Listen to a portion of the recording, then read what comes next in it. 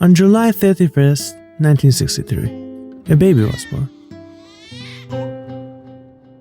He would grow up to change horror forever.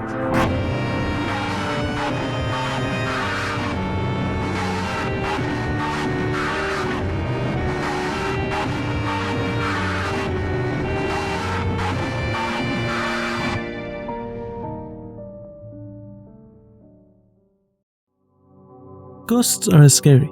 Serial killers are also scary. But did you know that ice cream can be scary too? We can all see the horror in ghosts or serial killers, but only one person can see horror in ice cream. There's an artist who can see horror in everything. This person can look at dust and come up with the story, Demon King of Dust. Or see a person crying and write, Weeping Woman. He sees horror in curved mirrors, marionettes, or even music. He has turned smoking into horror on 2 separate occasions and even managed to turn something like a stand-up comedy into horror. What is the farthest thing from horror that we can think of? Books? Maybe balloons? This artist has turned all of them into horror, and they are all actually terrifying. What? How can you turn something as beautiful as hearing, I love you, from the person you love, with a smile on their face, into something eerie just by using the eyes? Kyoko has just married the love of her life, and he seems to love her just as much. One day, she finds him sitting outside, looking lonely, so she calls out to him, but there is no response. She keeps calling and calling until he notices her and responds like this. Kyoko, I love you. The empty eyes, that forced a smile that almost looks as if he's mocking her. There was absolutely no feeling behind it, and she felt it too. The author of this story has said, I think in horror, the eyes are really important. How you draw them can totally change how scary a story is. I think the scariest part of the body is probably people's eyes. That author being the father of horror manga, Junji Ito. The person who sees horror in everything. Ito puts a lot of emphasis on the eyes, to the point that he wrote a whole story centered around the power of hateful gazes. From this point in the video onward, whenever I show you one of Junji Ito's works, I advise you to pay attention to the eyes. From a very young age, after reading Mommy Teacher, one of the works of Kazuo Ume's, the god of horror manga, who Ito's older sisters were big fans of, he became fascinated by the world of horror. His amazing artistic talent, combined with his vast knowledge in different fields, and his extremely hardworking nature, plus his cowardly nature and many more factors combined together, make him the epitome of what a horror artist can be. His influence is present in every small corner of the world of horror, from movies to video games or even YouTube animations, like this one by Meat Canyon, which took direct inspiration from Dissolving Apartment. After reading over 8,800 pages of Junji Ito stories, I've seen things that my own brain could never come up with. I also learned a lot about the horror genre. In this genre, sound is very important, even more important than the visuals. Also, low visibility can make a scene way scarier. But Junji Ito's stories don't take place in the dark, and he can't use sound in a book either. But he can write stories and draw art that are even scarier than any movie can be. To answer how, well, he uses a lot of different techniques, but let's just start from Uncanny Valley. You are probably familiar with this term, but just in case you are not, take a look at this scene from the 2005 movie Reincarnation.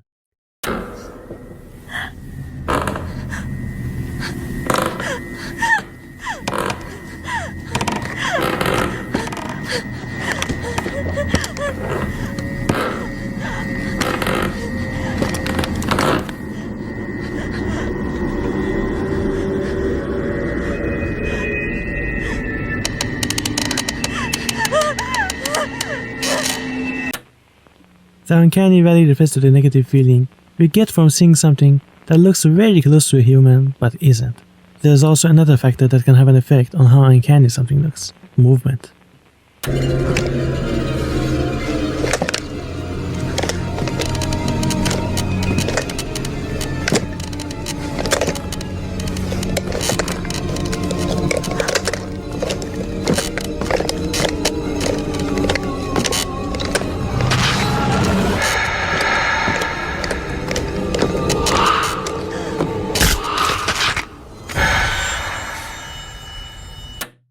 In Junji Ito's works, he cannot implement movement, but they still give an unbearable feeling of uncanniness.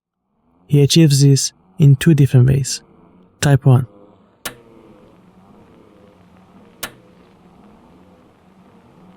Do you see the main thing that makes these arts so scary?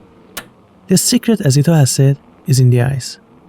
But then, on the other hand, Ito can completely leave the whole face area alone and still give that uncanny feeling through other means. Type 2.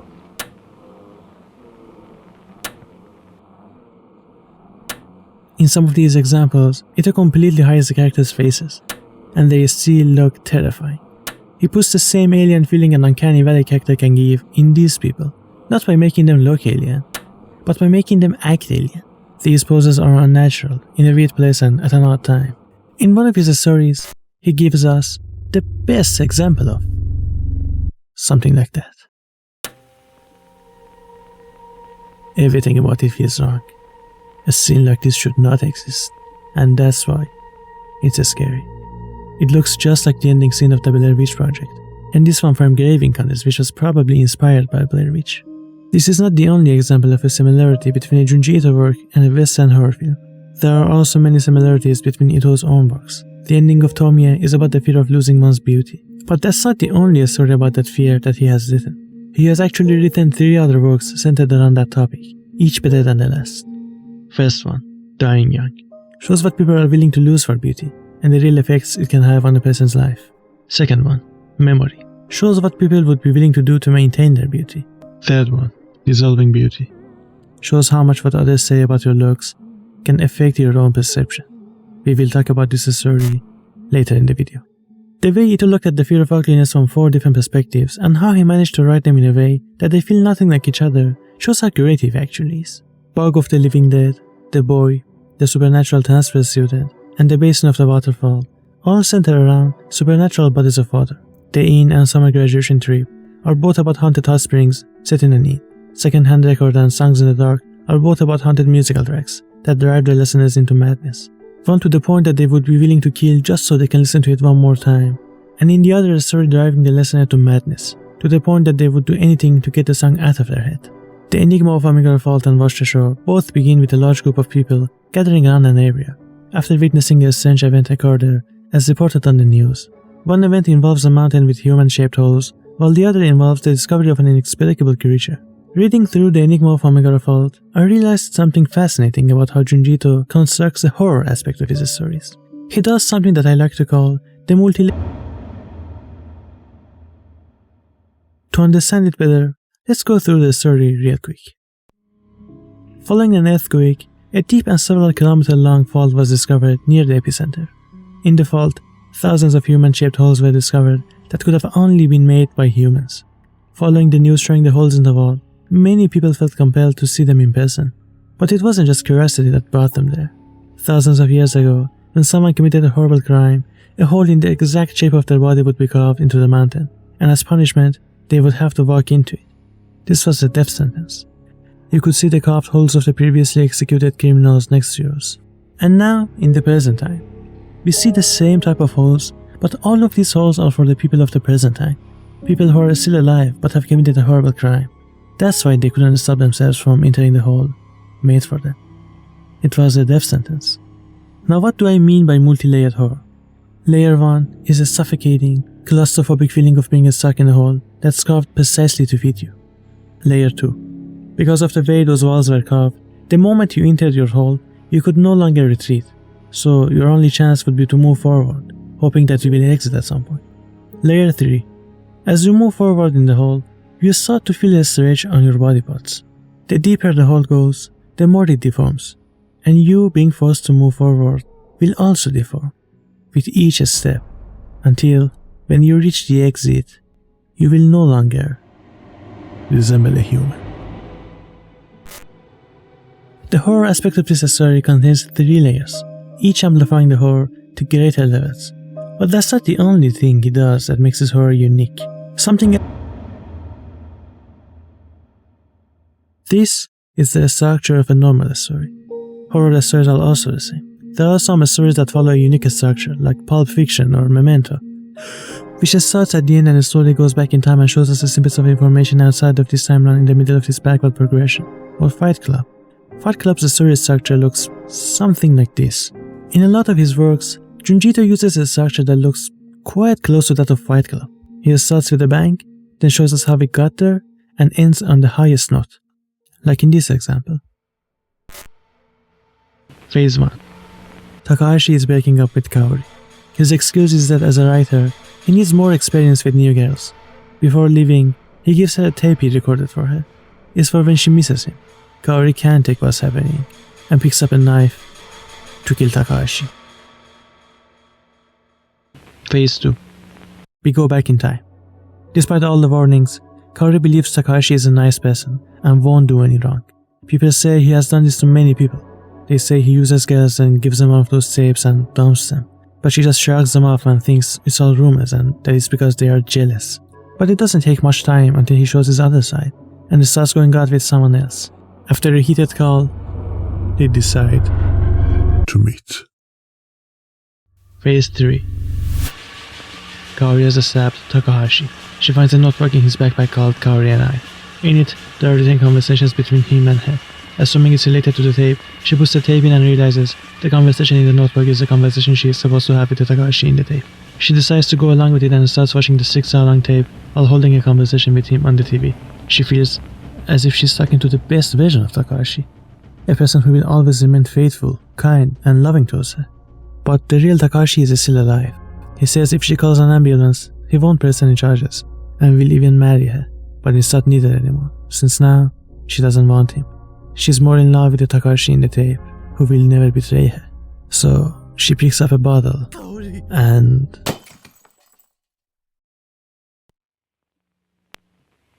Hey Kaori, how you doing? I'm fine, thanks. Good. I'm glad to hear it.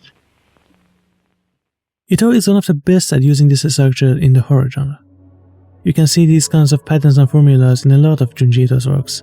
But then, there are times when he does the exact opposite and goes against any structure or formula in horror. In horror, especially the ones that center around ghosts, demons, or curses, the scary thing is in the house. The thing you have to be afraid of is there in your safe area, violating it. And then, there is the back alley, literally putting the danger not only outside the house, but having it closed off with barbed wire. No door to enter the danger zone either, and no way for the monster to exit it without outside help. And somehow, Junji Ito made something this unconventional actually scary. He did this by making you fear the wrong thing. You will fear the obviously supernatural thing that's been sealed off throughout the whole story, when the thing you should have been afraid of was right next to you. Junji Ito played with his readers. The scary thing was actually in the house all along, but he distracted you with the thing you are taught to be scared of being outside the house. We have been taught to be scared of the ghosts that come out during the night and want to reach us. And we have also learned that the bad guys are ugly while the good ones are beautiful and nice looking. This story flips the whole thing upside down. Or like in Anything But a Ghost, where the roles of what's supposed to be scary and what's not are reversed. A story in which the ghosts are the prey and the human is what haunts them. When I was ranking their stories, which we will get to at the end of the video, I decided to put each story into at least one of these 8 categories: phobia, cosmic, urban, cryptid, creatures or monsters, psychological, body horror, gore, and supernatural. There is this one story that falls into 3 different categories: urban, cryptid, and supernatural, and it made it into the top 10 of all 3, that story being Mountain of Gods. It's easy to make a monster look scary, but to make something as innocent as a hiker walking towards you while he's smiling look scary requires a lot of talent. Because he can make harmless things like that look scary, he can make scary things feel even more frightening than anyone else can. Like realizing the smiling man moving towards you isn't actually smiling and is looking at you with immense hatred. In this and another story from Mountain of Gods,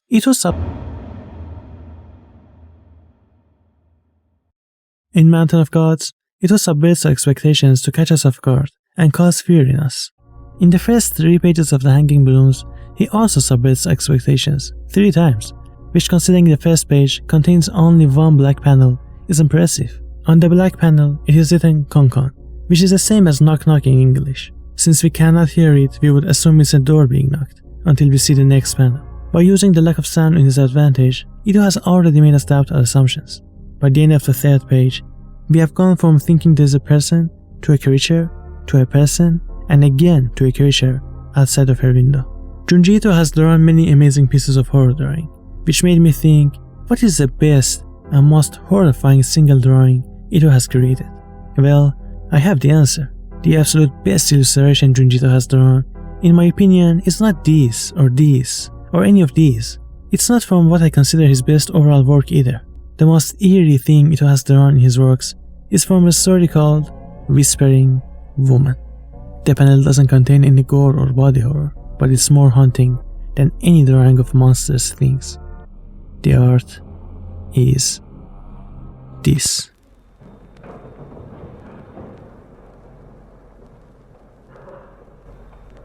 The girl is wearing all white, while the woman is wearing all black. This contrast has meaning. The girl looks healthy and clean, meanwhile, the woman looks sickly and worn out. Another contradiction. It's as if the older woman is actively observing anything bad from the young girl. A technique that Junji Ito uses in this panel is what I like to call the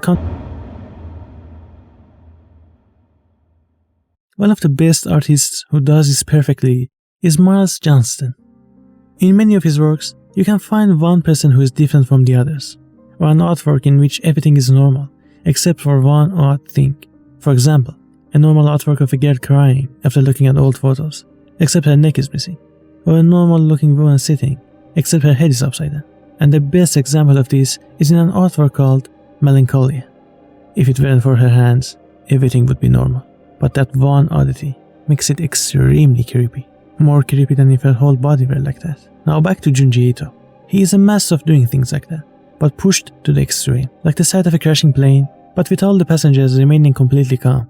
What makes Junji Ito's monsters truly terrifying is not just how grotesque and creepy they look, but also what their intentions are, what their backstory is, how they behave and what they do. In the window next door, we see a family of 3 move into a new house. From the very first night, before the boy even gets a chance to open his boxes, it starts.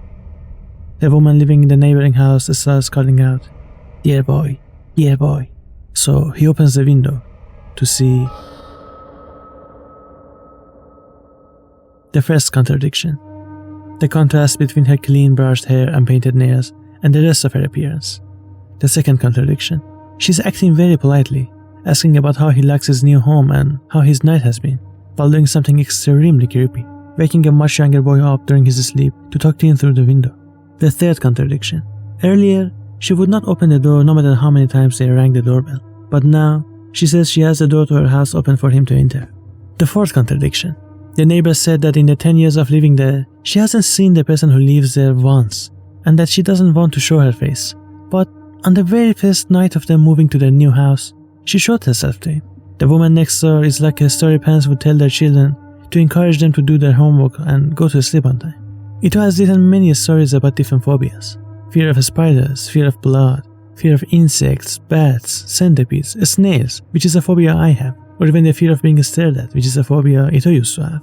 With some of his stories, Ito puts new fears in his readers that they probably never had.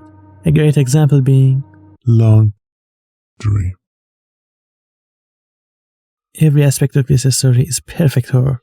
Right from the start, a masterpiece. In the beginning, we see a patient crying in her room as someone walks in the hallway. The person hears the sound of crying and decides to check.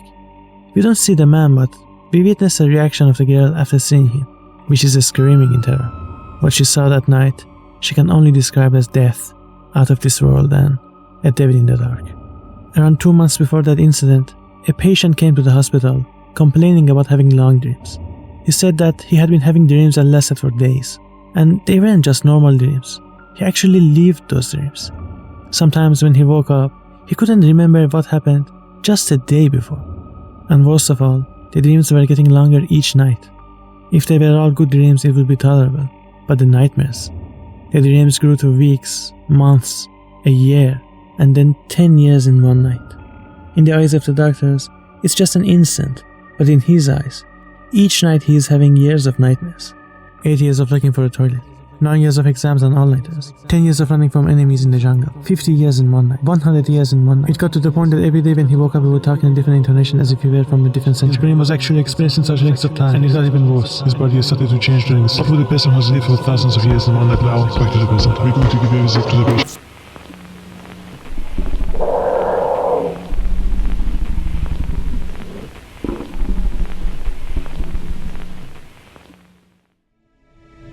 After seeing the female patient last night, he dreamed of living with her for thousands of years. And now he's back To the real world. where she doesn't even see him as human. But he can no longer tell dreams from reality. His only fear now is what if one day he has a dream that never ends? What happens to the man who wakes up from an endless dream? At the start of this story, Ito used a manga and comic specific technique called page turn is when, at the bottom of a page, the artist shows us the reaction of a character to something. At this point, we know whatever caused that reaction is on the other side of the page, and it's completely in our hands to turn the page over to see. It basically does the same thing as a jump scare does in a movie, but even worse. The fact that you have to do it with your own hand makes it much harder. What Ito did at the beginning of Long Dream is like a delayed page turn. We saw the terrified reaction, and we are not going to see the cause of that reaction for over 10 pages. Junji Ito has written a lot of disgusting characters, like the fashion model who is willing to kill a girl for a simple insult or out of jealousy, or the principal of the all-girls Catholic school from The Witch, also known as Madonna, who is a cheating and manipulating man, always making physical contact with the youngest students. Or even worse, Tomie. Thievery, treason, sexual assault, adultery, arson, pedophilia, gaslight, manipulation, mass murder, possession, usurpation, gang fights, scams, corruption, brainwashing, child abuse, infiltration, fraud, kidnapping, assisting cannibalism, witchcraft, and so on. But despite all of that, I believe there's an even more evil character, written by Junji Ito. Someone completely devoid of any sympathy or care, the most pure definition of evil. His name is Azeri Yuma. At least when Tomie is evil, she doesn't hide it. She screams how evil she is for the whole world to hear. But this monster, nowhere in the series does he crack out of his facade, always showing an innocent face to the world. All you need to know about him is that he is a demon-worshipping monster, who by putting other people in the way of his worship, dissolves them. For example, one of the ways he worships his god is by apologizing to him. But by putting other people in the way of his apologies, he causes their brains to melt. He doesn't care who gets affected by it. One time he kidnapped another boy for his sister because she fell in love with him, but then immediately started apologizing to him to melt his brain.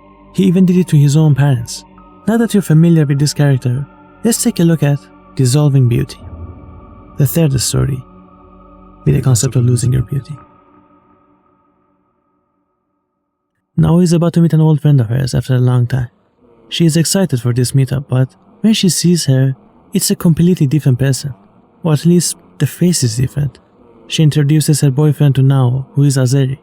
Nao can't believe this is the same beautiful girl she used to know. She also seems to be oblivious to how much she has changed. This is all because of Azeri.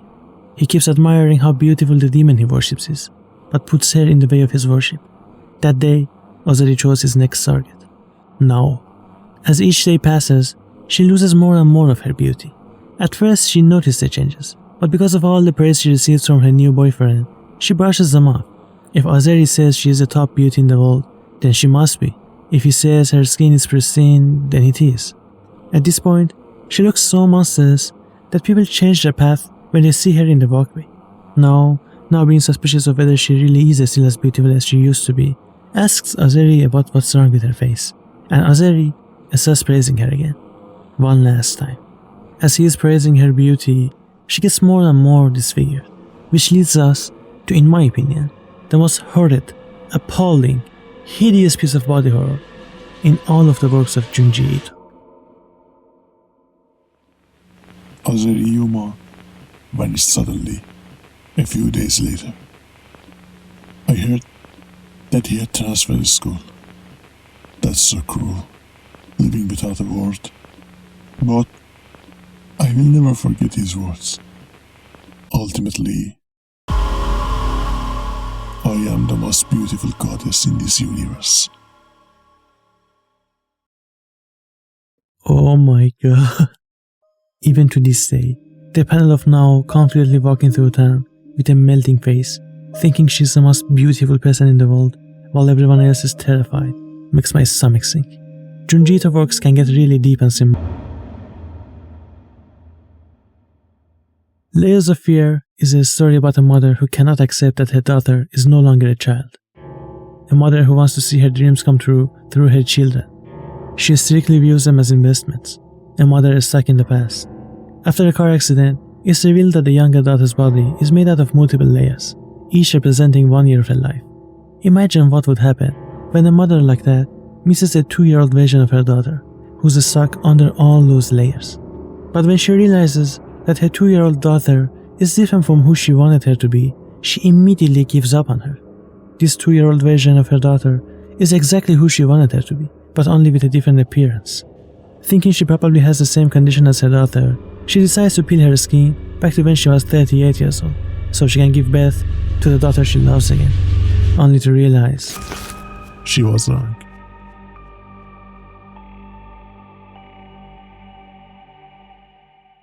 In horror, the less you know, the more scared you will be. Junji Ito knows this and takes full advantage of it. When the writer lets the reader imagine the scary thing for themselves, their brains will come up with the worst case scenario.